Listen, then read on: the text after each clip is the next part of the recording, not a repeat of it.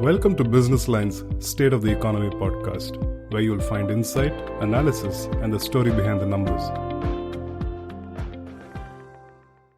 India, very, very tough, very, very tough. Prime Minister just left. He's a great friend of mine, but I said, you're a friend of mine, but you're not treating us right. They charge us 52%. You have to understand, we charge them almost nothing. As we speak, the US has made some major announcements. Yes, the elephant in the room being the reciprocal tariffs, a move set to shape industries worldwide. Welcome to the State of Economy podcast, where we dive deep into the latest industry trends and business insights. Today, we're exploring the rapid rise of contract manufacturing in India and how shifting global trade policies, including the latest US tariffs, are impacting the sector. Joining me are two industry leaders, Amrit Acharya, co-founder Zetwerk, a pioneer in diversified manufacturing solutions, and Nikhil Rao, the VP of Operations at Flex India, a global leader in electronic manufacturing. Welcome, Amrit and Nikhil, to the show. Thanks, Aishwarya. Thanks for having us. Thank you so much for taking our time with the business line. Now, let's start with the fundamentals. What's driving the growth of contract manufacturing in India, and how has the landscape evolved over the past few years? I would love to hear from each of you. Amrit, maybe if you could start and explain this. Sure. I think our company is much younger. We started 6.5, 7 years back, and I mean for any company to operate in an environment, you need two things going. You need a good business model, and you need favorable macros. I think the thing under our control is the business model. I think what we have been positively surprised is favorable macros. For us, it started with GST, which was 6.5 years back, which formalized the Indian economy in some sense to make it a more national economy versus being a regional economy. Some of those trends accelerated post-COVID, where we saw somewhat of a shift in how global manufacturing works, which was heavily dependent on one or two countries historically, and there was this need felt to diversify and create alternatives, which is what is fueling, I would say, the last 3-4 years of growth for us, where we today do almost 20-25% of our revenue comes from the US markets, which has historically was close to zero. And these are all shifts that happened when those countries started to look at India as an alternative, and by extension us as a company that could facilitate that transition. It is complemented with a strong domestic economy, where India is one of the few large consumption markets globally. So when companies set up manufacturing supply chains in India, it is not just for serving their home markets abroad, but also for serving a domestic market in India. So a combination of these things is what I think has helped fuel growth. Nikhil, maybe would love to hear your views as well. Great view, Amrit. I mean, that's completely aligned with what you just said. Just to add upon what has happened with Flex, Flex being a global EMS company where we are established over 30 plus countries. As far as our India footprint is concerned, we started off in 2001. We started off with a pager manufacturing unit in Bangalore, and then we shifted to Sriperumbudur in 2006, and this has been our footprint, a large manufacturing site here. But the game changer started off when government started with the Make in India concept. That accelerated majorly on localization. We brought in a lot of domestic manufacturing for a lot of consumer products. We also actually were majorly benefited with the PLI schemes, the recent PLI schemes, which has actually come across. It has really actually accelerated growth on domestic manufacturing a lot more. Key elements also has been that more and more customers and the OEMs are looking at India with the kind of availability of, one is the domestic market in itself, as what Amrit, you spoke about, but also in terms of looking at the skilled labor workforce, which is available in abundance, which helps to actually not just to cater to the domestic market, but also the export market. And that's been a major game changer as far as Flex is concerned, and also EMS overall, the way it has evolved and transformed to be successful in what it is, has been very well triggered and has been actually very well guided by some of the government schemes to underline Make in India. And then it has been the production linked incentives, which is actually driving the growth. And furthermore, with the latest on the component PLI which has come across. Right. And you know what? I mean, increased dependence of globalization that we've sitting right now on, we are dependent on each other for, say, some or the other imports. And with the US just imposing a hefty tariff up to upwards of 49% on key imports from Southeast Asian countries like Cambodia, Vietnam, Malaysia, and others, how do you see this impacting the contract manufacturing sector in India? Maybe, Nikhil, if you could start. Great question, Aishwarya. I think this is the question everybody has, and it's so fresh right now from some of the events which has happened over last night in India. This is a topic, the hottest topic, what has been spoken about. But in general, I would say that as contract manufacturer, it is very important to have a very clear diversified portfolio. Unless the portfolio of business is diversified, there's always a risk, and there's a huge risk what the companies and the country will actually face when such changes come across. What is also important is how well diversified is the market. Are we just serving one market, which is just the US market? Are we diversified in terms of serving domestic and the export market? That's the next Right. level of diversification which needs to come in. It could be for the company or the country in itself that we should actually de-risk by having this diversification. In general, that is what I would say. But more importantly, I would say companies should be resilient, should bring in the value, the right kind of value, which is the skilled workforce, supplier ecosystem, and Mhm. advanced manufacturing, and position ourselves to actually show the kind of value and bring that kind of growth and be very resilient for these changes which is going to come. This is not the first, it's not going to be the last, but how well we are prepared and resilient for it is very, very important. Having said that, Flex in India as well as globally, we are very well set. We are actually resilient to these type of changes. As far as globally, we have 30 plus. We're serving across 30 plus countries, and when such changes comes across, to make the customer successful and they are able to deliver their product at the lowest cost, we do have a great way of actually transforming and transferring some of these businesses across to make it very, very profitable and very, very competitive for our customers to actually compete in those markets. And that's what we bring with the kind of reach what we have across the regions, across the countries to make our customers competitive. So in a nutshell, I would say that diversification is important. And for the customer's point of view, company like Flex, which has I would say presence across globally, can bring in the resilience for the customer to remain competitive while these changes are coming across. Right, absolutely. And Amrit, in our past conversations as well, you've been pretty vocal about, diversifying sources. If you could, add in and add some color to this bit. Yeah, I mean, it's not just about diversifying sources, but it's also about diversifying your revenue base so that, like, for example, we started doing business in Europe. Of course, we are a younger business, so we have to do some of these things in a catch-up mode. But like we started opening up the Europe market, I would say a year ago, which is a decision we may have delayed if we did not anticipate some version of what's happening today in global environments. So you have to always uh, you can never be surprised is my short answer. Like, I think what Nikhil mentioned, in some Right. shape or form, this is business as usual. Now the Hmm. exact quantum, nuts and bolts, the specifics, those are things which you will never be able to predict with a high degree of certainty. But you have a broad sense of where the world is shifting, and how countries broadly are thinking. So the fact that something like this is happening, while yes, we are talking about it happening today because the tariffs were introduced yesterday, but it's not a new information per se, right? These are things which mostly people had advance warning of, Right. and so for most companies, it is in their interest to hedge and diversify. At the same time, this is where an asset-light model like ours really shines, Mhm. where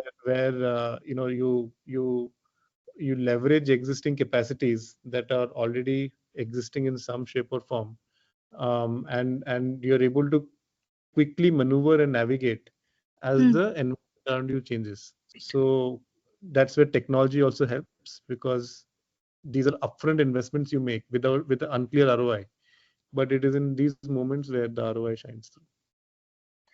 Right. And not just in the international market, even in the national market, there have been some changes with the latest, the Indian government coming out and saying they would not extend the PLI scheme beyond 2027. How do you think this decision will impact the long-term planning and investments that would be coming into the sector? And Amrit, because you're a local player, a startup, which majorly started out of Bangalore, let's start with you this time on this. Sure.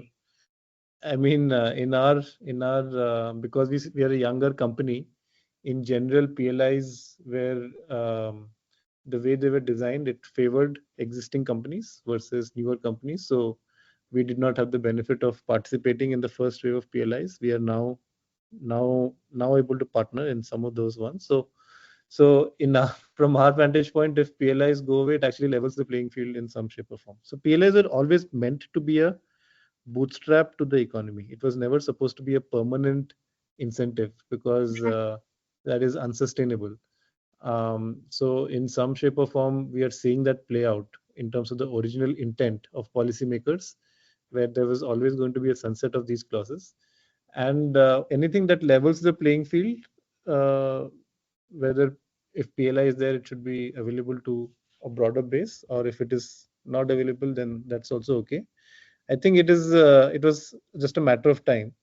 So long term, PNLs have to work through more R&D that increases local component supply chain, and as a business, we have been investing in that for the last couple of years. Right. And Nikhil, what about Flex? Yeah. So our point of view is PLI has been we have been a beneficiary of PLI schemes, what the Indian government has brought across. And I do agree with Amrit that these PLI schemes are there to support some of the disabilities what we have, uh, pricing, supply chain, and entry and everything else. But it's all a temporary one. So it was expected to be temporary. It was not a permanent scheme which could be continued as a way and a business model in itself. So absolutely comfortable with what has changed, what change has come across. And also the new scheme, which is the PLI for component ecosystem. I think that is the most and important need of the hour. How well, companies leverage it and bring in that component ecosystem will make a huge difference as we put our focus on the target. And even the Indian government, with METI coming across with a very ambitious target of $500 billion, it is very important this component PLI is leveraged and people implement it across and get the benefits of it. And we see that really actually going across, and we see that flourishing with a lot of component vendors coming in and making that happen. So that's our take on it as Flex. We were beneficiaries. We had seen, I would say, benefits coming in. We were aware that it is going to be temporary and not a permanent one. And also we are looking forward for the component PLI to actually work with key suppliers, also actually bring in our ecosystem to actually make it very, very successful. Right. Just to elaborate on that critical component bit, India still heavily relies on imports for PCBs and advanced displays, among others. Just to understand a bit more on this, although the government is, sort of coming in, there are players who would come in eventually with systems put in place, with policies put in place. How do you foresee a meaningful reduction in this dependency that we currently have, Nikhil? It's going to be a very clear phased approach. There is going to be, with the component PLI, which I spoke about for the previous question, I think that is going to be a major, I would say, differentiator for companies and the suppliers to actually consider doing manufacturing in India. So there is going to be a lot more encouragement coming in. The industry, government will actually be supporting that. So I would say that there is going to be a phased approach in terms of component manufacturing to actually start off.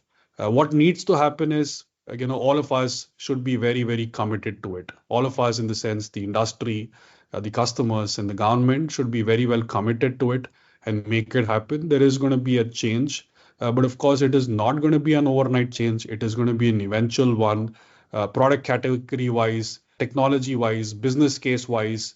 At the end of the day, will actually make sense, and it will actually, go through the whole thing. And we should all support it and make that actually a very successful case for us to see more of these components being localized. And we foresee that as a company, we are foreseeing it. We are investing in it. We are actually bringing in that change, and also suppliers who are very interested to come across and then do this. I would say component manufacturing here. And we do have a pipeline and a roadmap to localize more and more parts and be more resilient in terms of tariffs, freights, and all that when it comes to components as such, so that we have a better local ecosystem and that can actually bring in resilience. Right. Amrit, your thoughts on this? Yeah, I think it's a very interesting question. The nuance there for me is are you operating in a mature supply chain or are you operating in an emerging supply chain? An example of the latter would be, let's say, electric vehicles in India or the defense ecosystem in India, which are relatively young and somewhat indigenous. Whereas, let's say, consumer goods, electronic supply chain is a very mature supply chain. So our bet is that the latter will be easier when you don't have to compete with a existing status quo, which is highly mature, highly efficient. You're part of the creation process in terms of the components being localized or being created for the first time in a home environment. I think that is where we are placing our bets on. At the same time, and those are industries which do not require a lot of government support.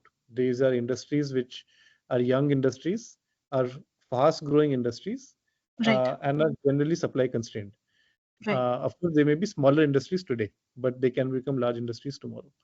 You complement that with things like the components PLI, which is largely for supporting mature industries where we have a large injury. If we have to catch up to other economies in terms of how good they are today, there is still a gap between the effort required to kind of subsidize R&D in some shape or form to match that level of competitiveness that global markets enjoy. So PLIs and incentives will largely be good for mature categories. As a business, we are betting on more emerging categories as a general strategy.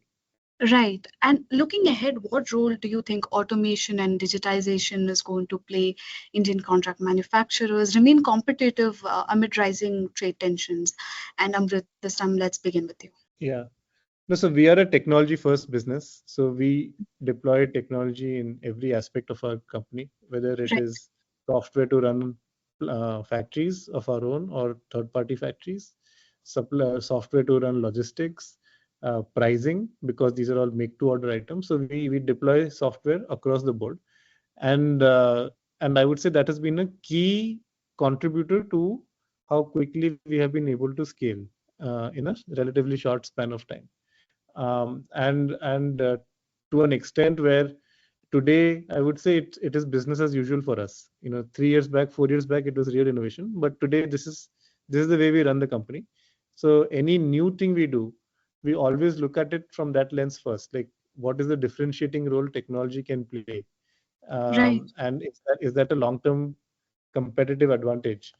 And the role of technology is also shifting from soft things like building better software to actual physical things like robotics and automation, which I would say is still some time away, but that would be the next phase.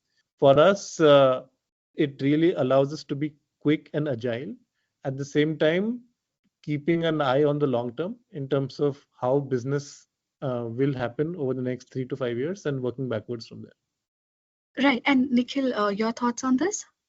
The topic on automation and digitization for a country like India and companies who are competing in the global market to be a global supplier, this is the need of the hour. Every company needs to be heavily invested on automation and digitization, absolutely, to make sure that the customers are comfortable to come and place their businesses into the country. and into the company as such. As far as Flex is concerned, we are heavily invested on it. Uh, we have been we've been actually following advanced manufacturing practices across the world and also very much in India. Industry 4.0, AI, robotics, IoT are all used for improving yield, are also reducing defects and also optimizing costs and bring value to our customers. That's the I would say a clear drive what we have as a company to bring that change. We're very heavily invested and we continue to do so. And it is very, very important not just to actually survive and sustain, but also actually to grow with the kind of, I would say, targets what we have actually put across to make sure that we are successful in India and also across the world and show the value to our customers. That's what I would say is in a nutshell, heavily invested. We are doing, I would say our bit of it on the India side as well to Mhm. bring in certain automations and customization, India specific, India centric, and also standardization is one of our way of approach. Every factory across the world will have standard tools. So any customer who goes across to site A in India versus a site B in Mexico or in US or in Europe will also find a very standardized set of digitized tools and automations, and some level of customization specific to the project and the country is something which gets followed.